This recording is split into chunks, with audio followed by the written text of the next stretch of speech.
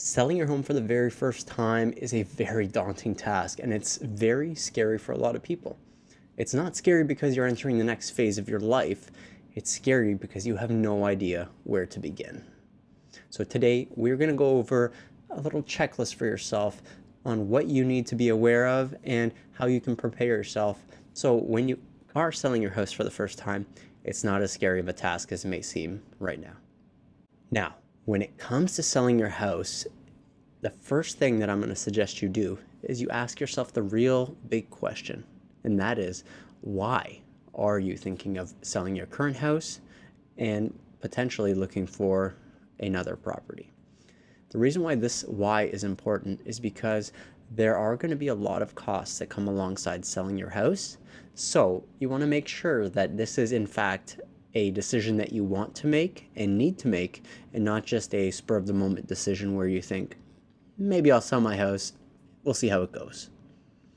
Thank you so much for watching all my videos. If you could, please subscribe to the channel, like the video, and put a comment in the comment section down below, and I will be happy to answer any questions that you have.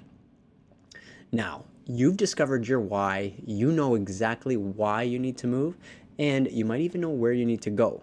So your next step is going to be to contact your realtor. These steps are in no particular order, but this is the order that we will go through them today.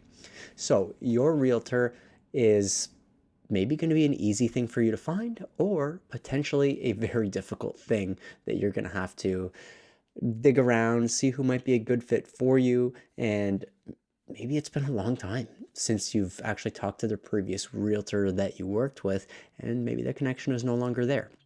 So if that is the case, you're going to want to do your research.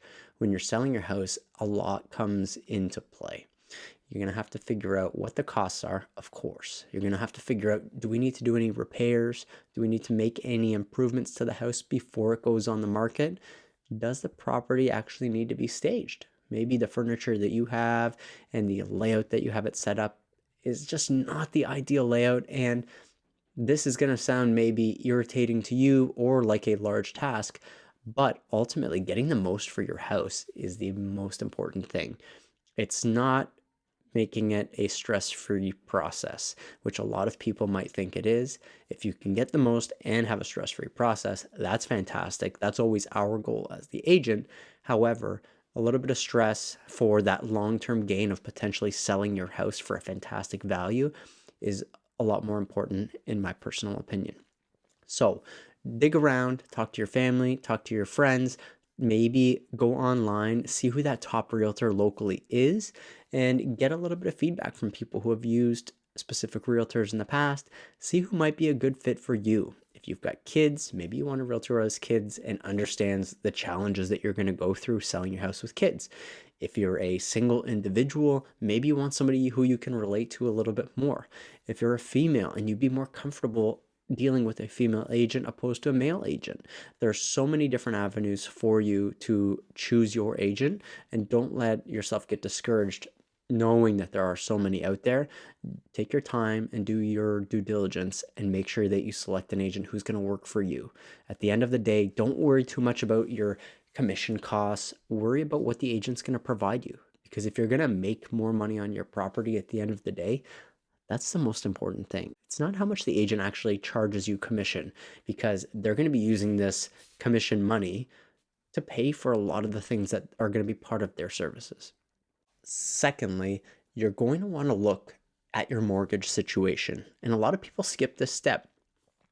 You maybe have a fixed mortgage, and maybe you've only had 2 years pass on your 5-year term. Have you even had the slightest thought that the bank is going to charge you a penalty to discharge this mortgage when you are selling this actual property? Most people have not thought about that. So call your bank, see what the penalty is actually going to be.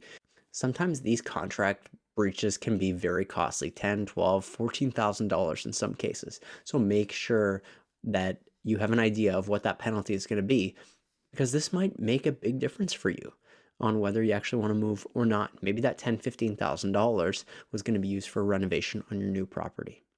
Now, this will be a question for your agent, but it's always something that's going through every seller's head. And that is, how long is it going to take me to sell my house? You may have been just going through a market that was very quick. You had houses selling in 4, 5, 6, 7 days. Fortunately, that's not the market we're currently in at this point in time. So that being said, you need to prepare yourself. Your house might be on the market for a lot longer than you anticipated originally. It might be 2 weeks, it might be a month, or it might be more. But selling your property, one of the most important things that you have to exercise, I know your situation might be difficult, but you have to be very patient.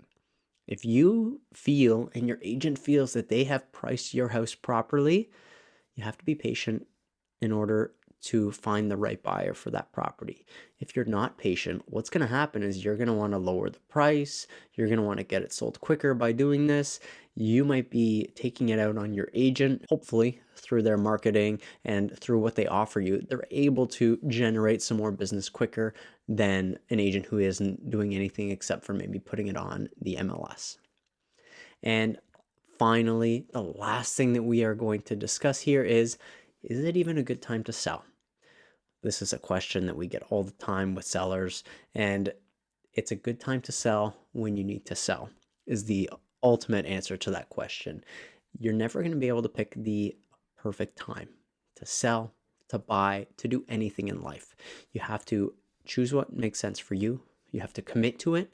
And if you can do those two things and follow through, you're not going to look back and say, what if? Don't let anybody else choose your path. Choose what makes sense for you, your family potentially. That way you don't look back and blame somebody else.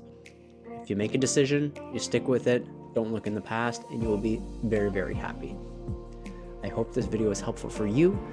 If you could, please like, subscribe, and comment on this video so more people can get a hold of this content. I hope you found value in my video today, and I look forward to seeing you in the next video.